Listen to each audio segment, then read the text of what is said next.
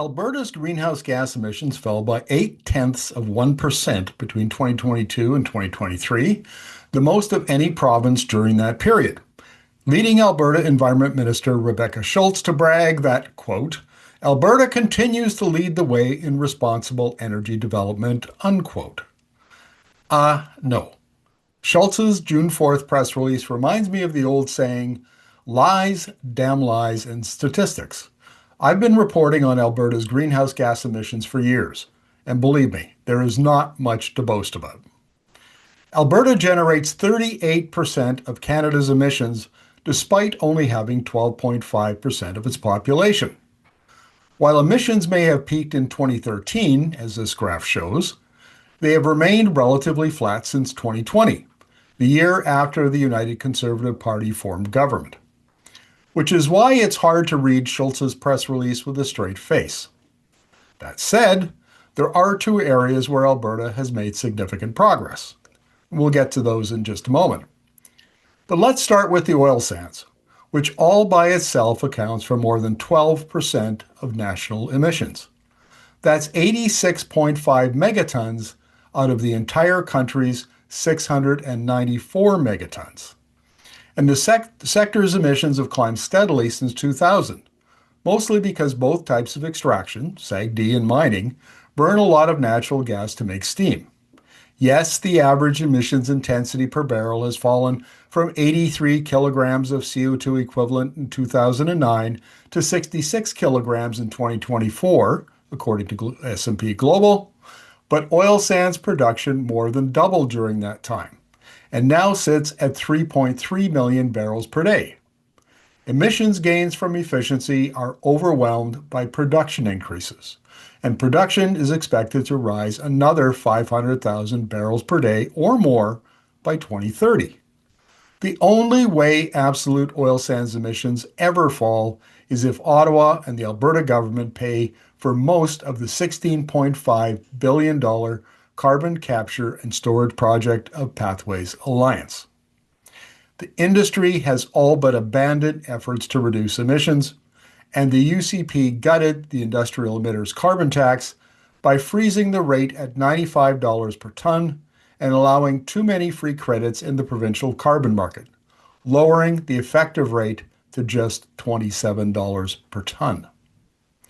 This is how Premier Danielle Smith and her government operates. They boast and brag about marginal progress as if they're leading the world, while behind the scenes, they undermine the programs that support emissions reductions in oil and gas. Take natural gas emissions, one of the two bright lights in this area. The NDP government of Rachel Notley first targeted 45% reduction in its 2015 Climate Leadership Plan. Industry was on board with that number. Every methane molecule saved is a molecule that can be sold. And the necessary changes were simple, well understood, and easily implemented, helped along by the carbon tax and regulations, both provincial and federal. Schultz claims that methane emissions fell 52% since 2014. That figure comes from the Alberta Energi regulator, which doesn't release its data. The National Inventory Report, the federal data, says the reduction is much smaller. Given the UCP track record of fudging and boasting, I'm inclined to go with the federal numbers. Smith has been resisting federal urging to raise the emissions ambitions to 75%. This is the least cost, most bang for the buck thing Alberta can do to lower its emissions. Holding Smith to the higher standard and using the federal data just makes sense.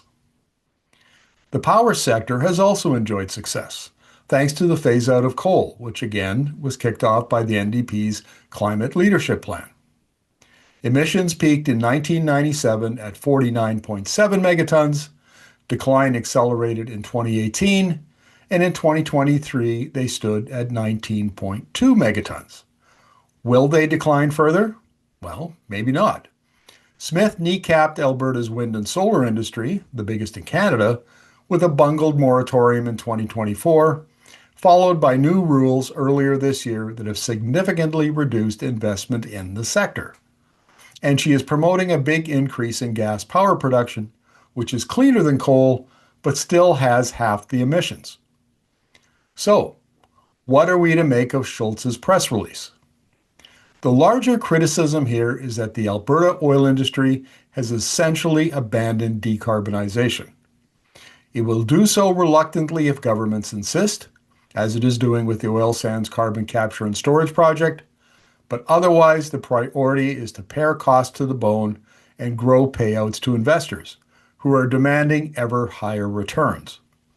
Danielle Smith and her government, including Environment Minister Rebecca Schultz and Energy Minister Brian Jean, are simply giving the industry what it wants. The oil CEOs, for their part, are discounting global government's commitment to climate policy. Again, this is a key assumption in OPEC's oil demand forecasting. Considered from this point of view, the UCP habit of bragging up minor accomplishments while ignoring their own efforts to undermine these accomplishments makes perfect sense. The government's objective is to continually generate smokescreens that hide what it's really doing, which is the oil and gas industry's bidding. At the moment, that means making the oil companies look as climate friendly as possible during the national debate over building new pipelines.